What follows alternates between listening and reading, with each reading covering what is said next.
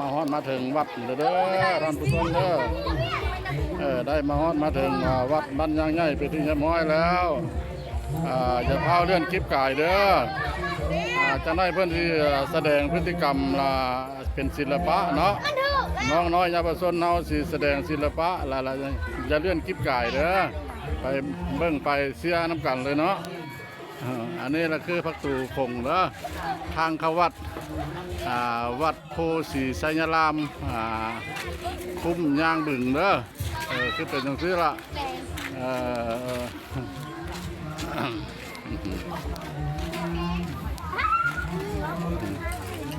เพิ่นแห่ละบ่แห่เมงแห่ละโอ้โบราณเนาะเพิ่นก็ตีอยู่บ่ตีข้องตีกองเลยว่าเปิดนั่นเอาเปิดเอานั่นบ่คักปานใดมันโมเมนต์มันประเพณีอันแต่เข้าไปแก้เอาหนะตีกองละ